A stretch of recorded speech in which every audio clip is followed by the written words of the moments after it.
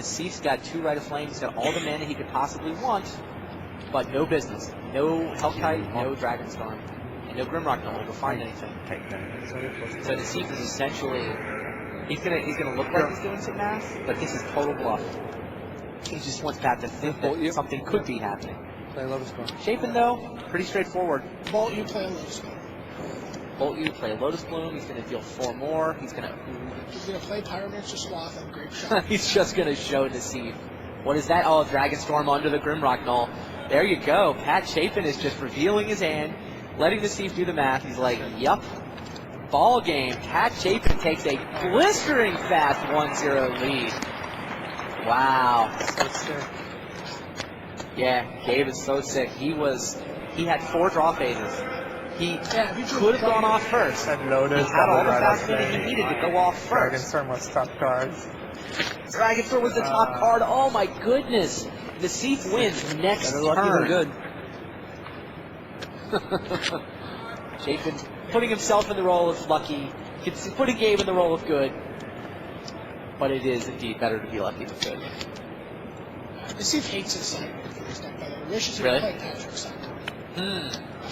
What are the differences? The differences are almost to your right. But mostly, he's playing a little bit more of a Keezy Miser sideboard, where Patrick is playing a little bit more straightforward, and he's able to... What is up with the Miser cards in these sideboards? You know, Gabriel Nassif's sideboard's got like 1 copy of Wild Ricochet just because you might get lucky. I don't understand why that... So Nassif's sideboard is 4... They both have 4 good Decapod. Right. 1 Pithing Needle, 2 Wheel of Fate, 2 Martyvash, 2 Ignite Memories, 1 Acroma, 2 Ingature, 1 Wild Ricochet. Wild Ricochet is a card Patrick's really scared of. Why?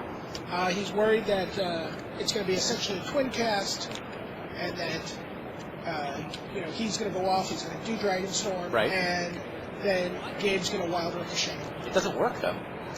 Wild Ricochet copies, it puts a copy on the stack, so you get 1 dragon. You don't get all the dragons, you only get 1.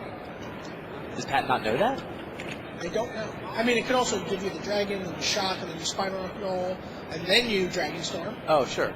Right? You can still... I mean, it probably brings it in, right? I mean, just copying 1 Dragonstorm is better than not, right? There's scenarios where you can... And you can also deflect a burn spell, which could be relevant to screw up a Fine Rock Knoll. Absolutely. Right, Wild Ricochet is both a deflection and a fork. Right. So, if you Wild Ricochet, basically... Deflection. You get to... Sure.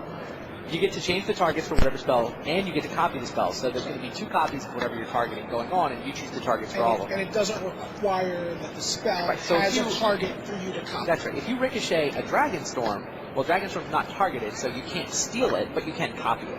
Right. Now, if it's an Incinerator or a Rift Bolt, well, you're going to deflect the first one and add your own to the stack for free. So Pat Chapin's sideboard is 2 Ancient Guards, 4 to Decapod, 2 Empty the Waters, 2 Ignite Memories, 3 Sulphurous Blast, 2 Wheel of Fate. It's just a much cleaner sideboard. Sure. Sulphurous Blast is the Sulphurous Blast for the... I mean, it's not that different, right? It's Ancient Grudge versus Ingot Shield. Well, the Ancient Grudge is clearly better in this matchup. Yeah. In this matchup, it's a huge difference. You get to kill Lotus Bloom during your opponent's upkeep. That's fair. So, yeah, to see for this matchup, we definitely got to have the Ancient Grudge. And then you've got... I don't even think he can't even bring in the animations. No, I agree. They're worthless. Like, Lotus Bloom's going to resolve and then get used on main phase so often that you don't even bother. And the Empty the Waters allow him to get out ahead. Empty the Waters definitely seems like Edge chasing. And then it's interesting how their sideboards kind of template together. Sulphurous Blast versus Martyr of Ashes. Sure. They chose some distinct cards, but the same basic idea. And, it's like their main decks were also 2 cards off. Chapin put a couple extra Tarfires in, so he wanted to be a little better against the beatdown deck. Want to work together for the next Pro Tour? Swap. He's 4 all the way down. He's 4 right. Every day, 4 ship another list. That's going to start hitting the local stores. Okay, to my 15-year-old kid with the local. Somebody's got to make it. Might as well be the 15-year-old kid. So both these guys have pretty happy to get to the semifinals too. That gets Pat Chapin to level 3. Excellent. So he qualifies for all the Pro Tours. You didn't even next change year. the list. Gabriel You're playing the Nassif exact with same those that I points gave you is level 2 weeks 5. ago. And if Better he than me. wins this tournament, Your sideboard's terrible. Okay. he gets level 6.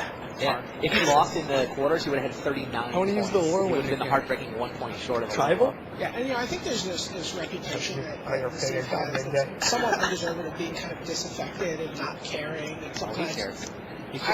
when he was talking about Dragon's the Son prospect of was top having card been of stuck at 39 points, It wouldn't have been close if It's- Lotus Bloom yeah. wasn't the top card of my deck. I would have just had the Lotus Bloom in my opening draw. Yeah. Would have killed you the turn before. I mean, these guys are just having fun at this point. Yeah, I mean, it's, you're on stage, but these guys play tested. They tested together, they built this deck together.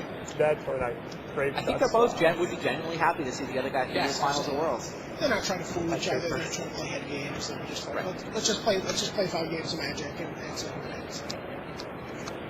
they were both comparing notes on the on how they would each play against whoever comes out of the other bracket before the match.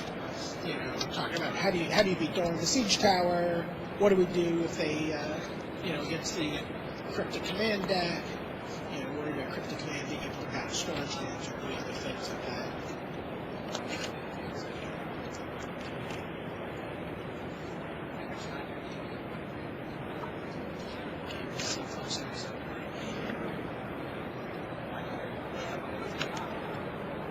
Sounds like we're going to see what's going on at the table right now. Sounds like Nassif studied his opening hand, any update on the other match. Pretty much an attrition battle. A lot of trading spells for removal, Duran came out, Damnation came out, and players basically have been trading cards, getting pretty deep in game 1 without anybody having a clear advantage. So shock? LA does have a big Tarmogoyf. Keeping a shock under there? Shock's like better than my I was average. gonna say that's a good rip for you. Josh Bender is already dubbed the Spinal Null, the Gassy Null.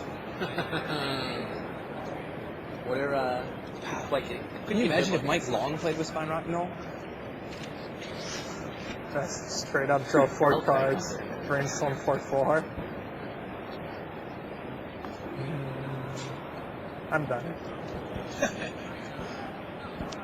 How great is the picture of this copy?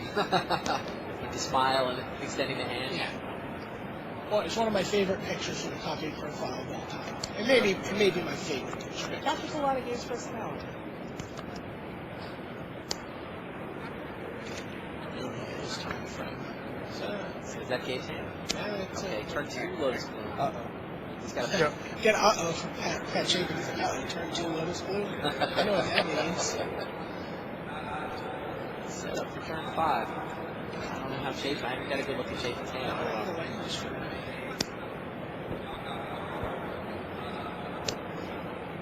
Those storage lands are really good in this deck. It's another reason it's set up for a turn 5. Often getting that extra counter on the storage land really pushes it over the edge. It's a lot easier to do here. In playtesting, when we were testing these matchups online yesterday, you realize how important those lands are. Because there's a couple times where we're talking and people are coming up to look at your ring, and we're misclicking on putting a counter on at the end of the turn, and that would cost you the game. Absolutely. I definitely lost multiple games to not putting a counter on a storage land. Chapin did anything wrong? Nassif, by the way, has double Right of Flank and Dragon Storm in his hand, so. Man. Chapin's hand is terrible. A couple of burn spells and a couple of lands. This game is basically over as soon as Lotus Bloom resolves. Got 1 counter left on it. Nassif could almost go off now. Looks like Nassif brought in the Ignite. Interesting. What do you took out for those? Took out some burn. I don't see much burn in this game. Interesting. Yeah, I tried those out when we were playing a couple matches. Yeah, you took the Dragon Storm out. I wanted to see what would happen. I wanted to see if I could get faster. I don't think it was correct. No. It's not obvious. I was actually playing the Chapin deck, and I took out the Dragon Storm for the package of empty the Let's see what happens. Nassif goes up a counter. Lotus Bloom resolves. There's nothing Pat can do here, right? Nassif is just going to it's going to be his turn to lay his hand down. And it's like claiming in bridge. Just mathematically, I know what cards exist, I know what cards I have, and we're done. Yeah, there's not a ton of interactivity between these two decks in here. It's not like there's any hand disruption. No, it's pretty much a race. Or any kind of, sometimes you see No, Dragonstone yeah. lists with counter magic when they What? have access to blue. No. This is just over, right? 3, 4, 5, 6, 7, 8, 9, 10.